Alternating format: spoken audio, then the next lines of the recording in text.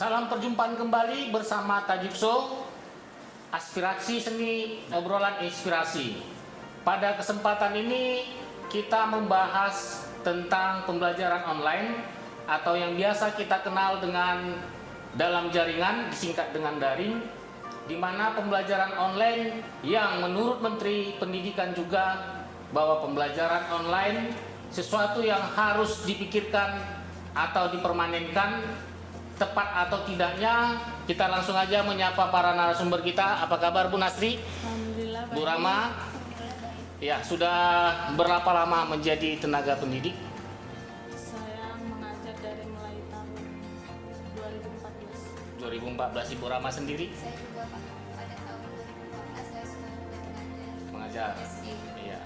Di swasta atau di negeri mana? Swasta mana Swasta, negeri? swasta. Dua-dua di swasta ya. Bawa mata pelajaran apa? Bahasa Indonesia, Ibu Rama? Kalau saya semua mata pelajaran. anak SD. Ya. Selama pandemi COVID dengan langkah menghindari kerumunan untuk penularan, maka sekolah diliburkan ya. Sebagai tenaga pendidik, apa yang terpikirkan dalam benak Anda sebagai tenaga pendidik? Untuk dunia pendidikan saya rasa dengan kegiatan di rumah saja tidak maksimal lah pembelajaran dengan adanya sistem ini tadi, pembelajaran daring. Oke, itu dari segi pembelajarannya. Ibu Rama sendiri dari hubungan emosional dengan anak didiknya, apakah ada merasa rindu selama ini? Ya pasti rindu pasti karena sudah habis semester 2 itu hampir 6 bulan tidak ada pembelajaran sama sekali di sekolah. Jadi semua itu melalui sistem daring. Jadi kita di situ jarang bertemu dengan anak-anak gitu. Kita hanya bisa komunikasi lewat internet. Masih ingat mulai kapan libur sekolah di masa pandemi? Awal Maret. Awal Maret sampai Saat ini saat ini. Oke. Dari awal Maret sampai dengan saat ini, coba ceritakan dikit pengalamannya ketika menyampaikan bahan ajar lewat daring gitu. Kalau saya sih hanya melalui WhatsApp aja ya Pak ya. WhatsApp. Ya itu pun tidak semua siswa yang ikut belajar daring. Karena kan sebagian siswa ini ada juga yang tidak memiliki Android. Jadi karena di pedesaan, di pelosok, udah gitu jaringan internet kan agak susah. Kemudian kendalanya tuh sangat banyak gitu. Kalau belajar online ini sendiri, terkadang siswa yang aktif ya selalu mengumpulkan tugas, selalu mengirim tugas melalui WhatsApp itu sendiri.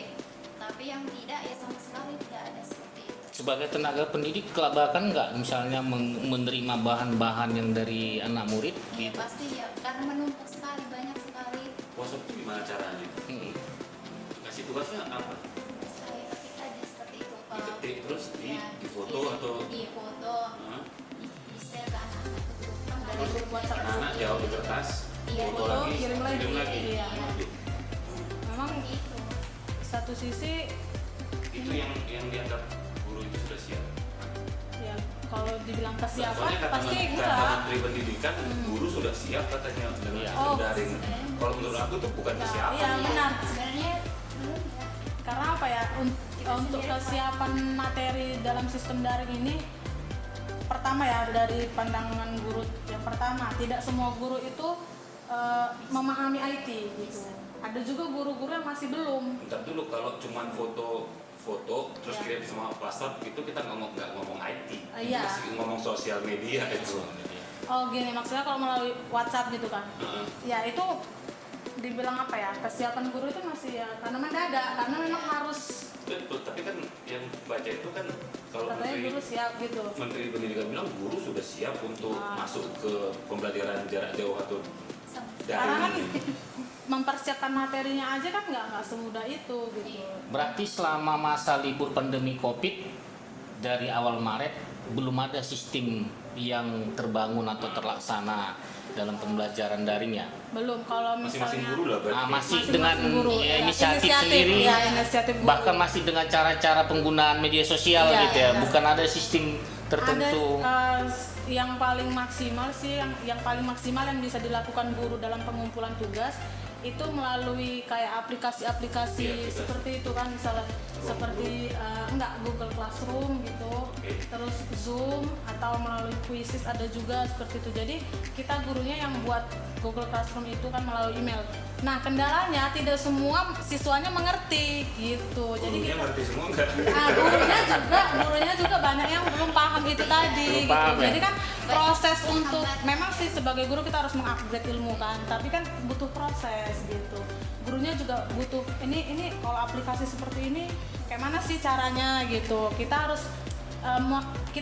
Guru tuh harus putar otak kayak mana sih cara termudah biar supaya kita tuh bisa mengaplikasikan materi ini dengan tepat gitu. Dengan memikir juga gitu kapasitas murid kita sebatas mana gitu, terus kemampuan murid kita juga sebatas apa gitu, kita juga harus putar itu lagi gitu. Tapi tunggu dulu, itu tadi kan ceritanya kita ngasih tugas ke Iya. Ya kan?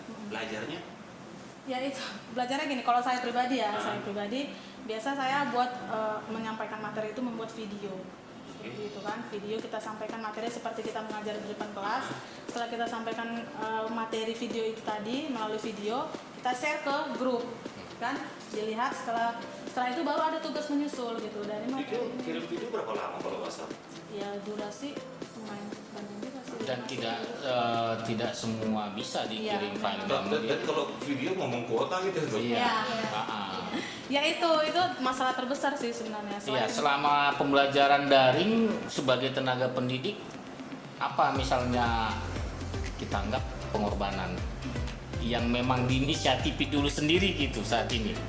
Ya, yang pertama itu tadi kuota internet gitu. Kuota internet, adakah penambahan misalnya handphone harus ganti merek atau Iya, apa? beberapa guru memang harus ganti handphone karena nggak memungkinkan untuk itu tadi proses daring itu tadi gitu. Kan ada guru yang hanya memang dia pakai Android tapi kan yang RAM-nya sedikit gitu. Dengan adanya proses ini kan dengan pengumpulan yang itu tadi foto itu kan jadi penuh kan memori handphone kan. Jadi dia harus butuh RAM yang tinggi gitu Secara nggak langsung gurunya. harus. Iya, mau tidak mau gurunya harus ganti handphone gitu. Yang mau ganti siapa? Iya, kocek pribadi. Ya, jadi kalau misalnya pembelajaran daring ini dianggap memang upaya yang tepat, kita anggap ini sekarang kan masih upaya bagaimana menghindari kerumunan untuk penularan Tapi COVID. enggak, kalau kata menteri udah tepat. Sudah tepat ya? Kata ini sudah tepat. Andai kata menteri memang mempermanenkan belajar daring ini merupakan bagian dari pointer program pendidikan, Anda sebagai guru bagaimana menyikapi itu? Ya kalau seandainya benar keputusan Bapak Menteri itu menyatakan bahwa pembelajaran daring ini harus permanen seperti itu kan. Wah itu saya rasa saya sebagai pribadi ya nggak setuju gitu. Kenapa bilang tidak setuju? Karena Enggak, maksudnya bukan permanen full Ya, daring. bagian hybrid. pointer program Menteri Pendidikan itu pembelajaran daring dianggap Sudah. merupakan strategi yang bisa dipakai Baik, untuk betul. dalam pembelajaran. Itu menurut Anda sebagai tenaga pendidikan?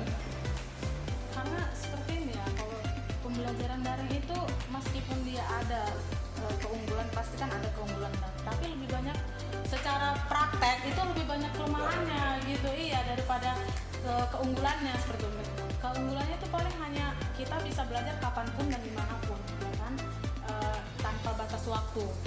Nah, mempermudah akses internet ya juga itu kan bagi segelintir orang yang tanda kutip mempunyai gadget dan mempunyai kuota internet lengkap gitu, maksudnya banyak gitu, cukup. Nah bagi kita tahu kan di daerah kita sendiri lah, misalnya itu di daerah luar lain lagi kan, pendapatan ekonomi masyarakatnya itu kan masih bisa dibilang minim lah seperti itu. Untuk makan aja cari satu hari untuk makan satu hari itu kadang nggak cukup gitu. Bu Nasri sekolah di swasta ya? Iya, Ngajar ya? saya ngajar di swasta. Dari murid sekarang bisa nggak Anda klasifikasikan berapa persen murid yang berasal dari warga nggak mampu dan berapa persen orang Kalau mampu? sepengalaman saya pribadi selama saya mengajar itu di sekolah saya yang mampu itu hanya dari 100%, yang mampu hanya sekitar 20-30% itu maksimalnya. Sisanya itu masih kalangan menengah ke bawah seperti itu.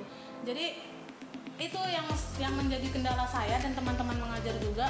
Ini kan kita nggak mungkin dong memaksakan ekonomi itu keluarganya. Orang kan kita juga nggak tahu kan.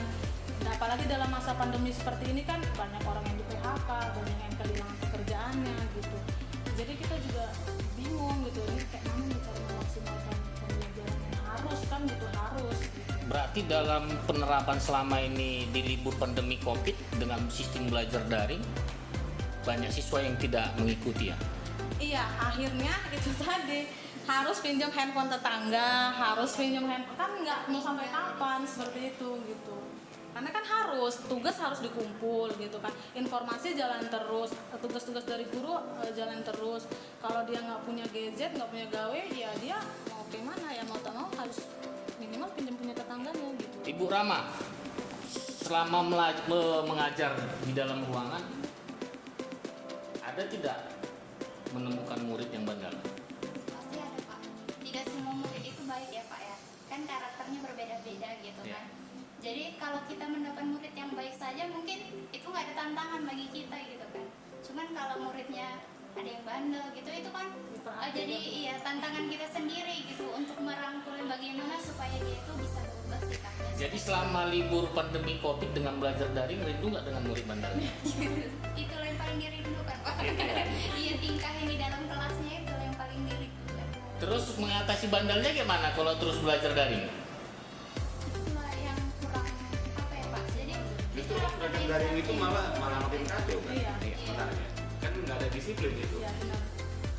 Artinya kalau kita kasih tugas di kelas, pada saat beri Kita tugas kita bisa kasih waktu, kontrol langsung. mereka kerjakan, kumpul tugas. interaksinya. Kalau di daring, Ya, itu tadi secara apa ya, intelektual ya apa dibilang itu melemah gitu. Kenapa? Ketika kita kasih tugas, oke, mereka tuh menggampangkan segala sesuatu. Kenapa? Searching di Google gitu.